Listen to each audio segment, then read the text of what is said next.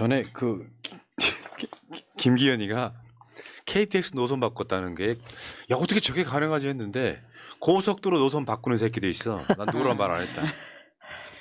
고속도로 노선이 갑자기 바뀌었다. 근데 김건희 땅이 수두룩하더라. 이게 이제 어제 기자회견에 강덕구 의원하고 저기 민생경제연구소 뭐 이런 데서 이제 같이 이제 분석을 해봤더니 고속도로 노선이 갑자기 바뀌었다. 그런데 김건희 땅이 수두룩하더라. 요 기자회견을 대부분 다 보셨겠지만 자 일단은 김기현 한번 볼까요? 김기현 당대표 땅땅땅 이자가 정확히 말하면 국회 국토위 간사이던 시절에 자기 아삼육 있어요. 박맹우라고 서로 돌아가면서 울산시장 했던 그 시절에 KTX 노선을 바꿔서 자기 땅 앞으로 지나가게 만들었다. 이런 이야기가 있었단 말이에요. 그래서 그 땅값이 뭐 3,800만 원이다. 전체가 3,800만 원이던 맹지가 지금 640억으로 뛰었다라고 하는 저 의혹은 아직도 진행 중이에요. 무려 1,800개 시세 차이. 근데 이게 윤석열한테도 있어. 근데 이걸 하나씩 짚어보자고요. 서울 양평 고속도로가 있어요. 왜냐하면 이렇게 실제로 그 경기도 밖쪽으로 나가보면 여러분들 생각지도 못한 그러니까 이쪽에 안 사시는 분들은 어마어마하게 고속도로가 많이 나져 있어요. 인구가 많다 보니까. 서울 양평 간 고속도로 종점을 윤석열 처가 땅과 가깝게 변경했다 이런 얘기예요. 이게 뭐냐면 원래 계획이 있었고 나중에 그 계획을 수정합니다. 원래 계획과 달라졌는데 봤더니 윤석열 처가 땅 쉽게 표현하면 김건희 최은순 땅인 거예요. 검토된 적이 없던 노선이 갑자기 등장을 합니다. 변경된 노선에. 원래 계획이 있고 변경 노선이 있는데 주민들 모르게. 근데 변경 종점부에서 500m 떨어진 곳에 500m는 바로 코앞이죠. 떨어진 곳에 윤석열 차가 땅이 있더라 이런 얘기예요. 그러니까 원래 안이 있고 수정된 안이 있는데 수정된 안에 갑자기 윤석열 처가 땅으로 가깝게 또 바뀌었다 이런 건데 이게 옛날 얘기가 아닙니다. 올해 5월 8일 날 변경됐어요. 노선 안이 5월 8일 날. 이거야말로 진짜 대단한 이해 충돌 아닙니까? 되는 거였어? 되는 거였어?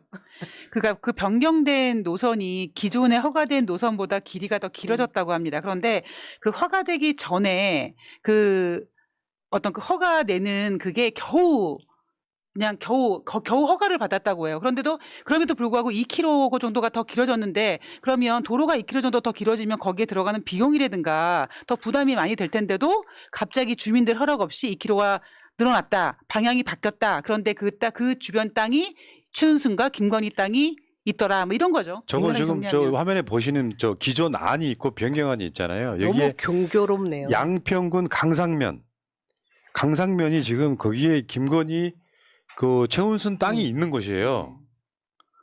이게 지금 봐봐요. 하남 서울 양평 고속국도가 2031년에 개통된답니다. 근데 올해 5월 달에 원래 안과 다른 수정된 안이 지금 여기에 그 윤석열 처가 땅이 있었다는 건데 이게 만약에요. 문재인 정부였다면 어땠을까요?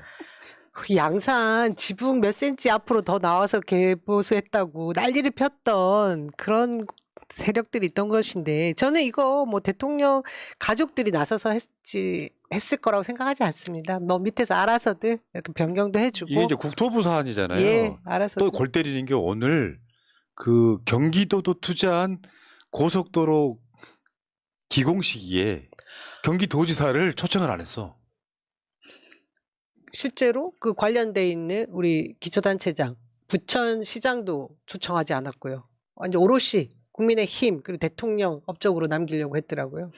야, 대단하죠. 알아서 느끼는 거죠. 아까 그 지도 다시 한번 보여줘봐요. 그러니까 그냥 숫자로 보시기보다는 저렇게 그냥 그림으로 보시는 게 훨씬 더 이제 눈에 띄실 것 같아요. 저 강상면이 자기 마누라하고 장모 땅이 있는 곳이야. 이게 가능한 이야기입니까? 보통 정권 같으면요 저런 거 일부러 눈치 보일까봐 일부러 다 안 안 한단 하죠. 말이죠. 근데 중요한 건 의혹이 갈 수밖에 없는 게 이 노선 변경이 지역 주민 모르죠. 지역 주민들 모른 채 진행됐다는 게 뭐냐면 저걸 도로를 놓으려면 땅을 수용을 해야 되잖아요. 그러니까 어디에 고속도로가 놓인다라고 하면 이미 몇 년 전부터 소문나고 거기에 그 땅을 이제 매입을 해야 되는 과정들이 거치는데 갑자기 5월 달에 바뀌면서 지역 주민도 모른 채 진행됐다. 있을 수 있는 얘기일까요? 했었지 뭐. 근데 이거 관련해서 주무 장관이 누구야? 원희룡이잖아요. 원희룡. 야, 놀랍습니다. 하나 더. 종점이 변경되면서 예산이 더 들어가게 됐어요. 그런데도 했어. 그럼 확실히 더 심증이 가지. 그렇죠. 국민 세금을 더 투입해야 돼. 그걸 국토부가 추진을 해. 윤석열 측근 중에 한 명이 추진을 해. 결국에는 그거지. 합리적 의심은 그거 아니에요. 원희룡이가 잘 보이려고. 근데 국민 예산 더 들어가. 그러면 그게 땅이 500m까지 그러니까 쉽게 표현하면 맹지일 수 있잖아요. 접근성이 떨어지면 땅값이 떨어질 테니까. 그럼 나중에 이거 어떻게 할 거야? 농사 지을 거야? 요거 형질 변경할 거 아니야. 이거 압수수색 해야 됩니다. 이거 아. 원희룡 장관. 이거 건전재정 지금 대통령이 얘기하고 있던데 혈세 낭비하는 거 아닙니까? 그리고 이게 알아서 참- 지금 수사해야죠. 예. 하나 더. 근데요, 이렇게 노선을 변경했을 때 이 도로를 놓는 이유가 뭐예요? 교통 정체 해소잖아요. 근데 그 지도상으로 보면 그쪽으로 돌아가면 해소의 기존 목적을 달성하기 어렵다. 이거 있을 거 아니야. 예를 들면은 이쪽에 사람이 많이 사는 일부 도로가 있어. 뭐 인터체인지도 있어. 근데 그 지도로 아까 그 지도 다시 한번 봐봐요. 지도로 보면 그렇게 돌아가면 그게 안 된다. 교통 해소가 안 된다. 그럼에도 불구하고 이 안들을 보면 누가 봐도 윤석열 처갓집 부인한테 이익을 주기 위한 변경이다라고 더 볼 수가 있겠냐고요. 고속도로를 놓는 이유가 뭐예요? 차가 빨리 빠지게끔 편리하게 만들어야 하려고. 되잖아. 1억을 벌었습니다. 윤서방의 장모가. 장모가. 예. 그래서 김선교 당시 양평 군수였던 사람이 당선되고 나서 축하했다는 거잖아요. 김선교한테. 우리 김우원아 이게 우리 때문에 고생 많았다 같은 소리 했다는 거잖아요. 그 양평 공흥지구 특혜나 고속도로 종점 변경 의혹이나 공통된 인물이 윤석열 장모와 처가 김건희 포함. 아, 나 진짜 대한민국 사회에 이런 집단이 있습니까? 국민 눈치 안 보고? 우리 바보로 알아? 네, 바보로 알더라고요. 국민을 저는 바보로 하는 잠깐 거지. 이 시점에서 예전에 우리가 그런 얘기 했었어요. 막 김건희가 한참 나댈 때 과연 김건희는 누구를 롤모델을 하느냐, 뭐 힐러리냐 막 그랬을 때 푸나님께서 뭐라고 얘기하셨냐면 김건희의 최종적인 그 목표는 재벌이다. 근데 이번에 이 양평지구에 그 의심이 생기면서 아 진짜 김건희는 정말 돈 많이 벌고 싶어 하는구나라는 게 새삼 느껴지더라고요. 생각이 나더라고요. 근데 이번에 경찰이 김건희 도이치모터스 내부 정보 이용한 건 무혐의 처리했어요. 야, 진짜 꼼꼼해. 하나씩 지금 무혐의 처리해주고 있죠. 그러니까 이거 권력이 있을 때, 정권 잡았을 때 다 좀 먹고 털어주자. 다 덮고. 아, 나 미치겠네. 그래서 특검이라는 게 있는 거예요. 일종의 특별법이잖아요. 그러니까 보통 일사부재리 뭐 이런 거 있어갖고 보통 이게 수사 뭐 이런 거 이렇게 한번 뭐 나오면 하는데 지금 이런 식으로 계속 하고 있는 거예요. 놀랍지 않습니까? 뭐 이런 놈들이 다 있어요. 최소한 얘네들은 국민 눈치 안 봐요. 예. 왜냐하면 자기들이 다 덮을 수 있고 다 뭉갤 수 있다고 생각하는 거예요. 말하자면 마약 엄청 처먹고 있는 거야 지금. 얘네들이 정권이라고 하는 뽕을 엄청 처먹고 있는 거야. 그러면서 자기들끼리 자위를 하는 거예요. 우리는 안 걸려. 우리 다 덮으면 되지 뭐. 판사 협박하면 되지 뭐. 만약에 누가 뭐 의구심을 제기해 반발해 그러면 압수수색 해버리지 뭐 이런 분위기로 가고 있는 거죠 지금. 그런데 여러분들 고통스럽겠지만 이거 기억을 하십시오. 이 방송 모니터링하고 있는 경찰 정보과도 있을 거고 멀리는 대통령실도 있겠지만 당신들 생각에 이게 나랍니까? 정권 잡으면 다 해먹을 수 있다고 생각하는 거예요? 결국 저는 국민들이 이 정권 버릴 거라고 생각해요.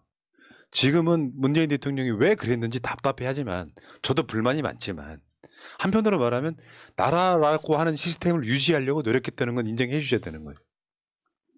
그래서 정권 잡는 사람들마다 다 이렇게 해먹고 다 덮어버리면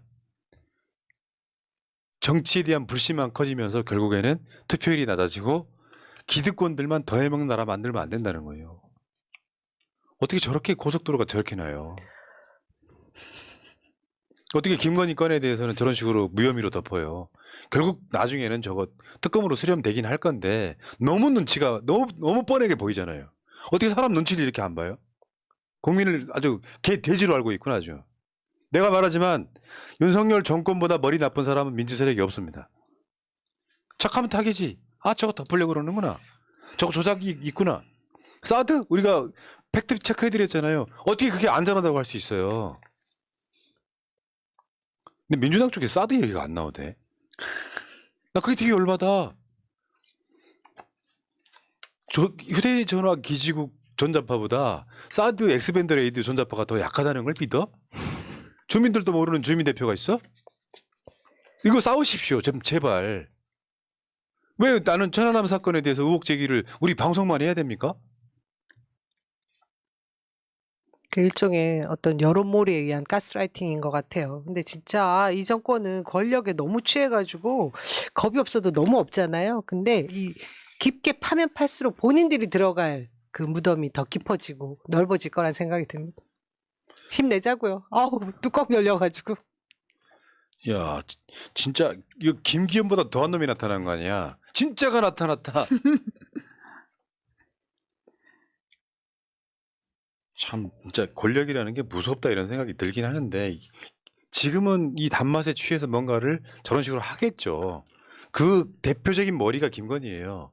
그 이명수 기자랑 대화하는 거 보면 그런 거잖아요. 우리가 정권 잡으면 다 해먹겠다. 결국 그거 국정농단 되거든요. 내가 정권 잡으면. 그게 국정농단 되는 거예요. 그러면 시스템이고 법이고 뭐가 필요 없어. 그러면서 법 기술자가 옆에 있는 거지. 남편이라고 하는 법 기술자가 옆에 있어서 이게 불법인지 아닌지만 정확히 보면 우리는 상관없어. 다 해먹어. 설사 불법이 있더라도 우리 카르텔, 윤석열이 좋아하는 그 카르텔, 법적 카르텔이 다 덮어준다. 결국 드러나게 돼 있는 짓거리예요. 군사 독재 정권을 경험해 본 사람들이 나중에 군사 독재가 다시는 정권 못 잡게 만들어 놨잖아요. 그게 오늘이에요. 6.29. 그러면 마찬가지입니다. 검사 독재 정권이 일어났어요. 지금 하고 있어요. 결국 국민들한테 검사는 이제 수사권 없애야 되는 대상이 될 거라고 저는 확신을 하는 거거든요.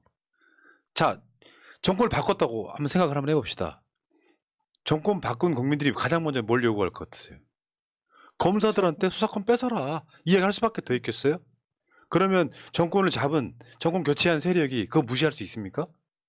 계속 이러고 있는 거예요. 지금 윤석열이 집권 1년 조금 넘었는데 차곡차곡 모아놓는 제 일종의 리스트가 있거든요. 최근에 모든 게 다 포함해가지고 거의 한 170개 됩니다. 170개의 문제가 드러나는 거예요. 이슈로만 따졌을 때. 이게 나랍니까? 세종 이게 나라야님 이게 나랍니까? 근데 여러분들은 제가 봤을 땐 그래요. 우리 방송 같은 걸 보고 계시는 분들은 깨어있는 분들인 거예요. 힘들고 어려워도 이 방송 봐주는 거죠. 어쩐가 보자 하고. 물론 여기 이 중에 10%는 나한테 동조 안 하는 사람들이 있어요. 아까 말한 경찰 정보과 무슨 뭐 국정원이 볼 수도 있겠죠. 잡으라는 북한 안 때려잡고 우리 같은 방송 모니터링 할 수도 있겠죠. 근데 당신들도 생각을 한번 해보자고요. 이게 나랍니까? 이게 문재인 정부에서 일어났으면 어떻게 됐겠냐고요. 너무 불공정하잖아. 상상도 할 수 없잖아요. 자, 여기까지 하겠습니다.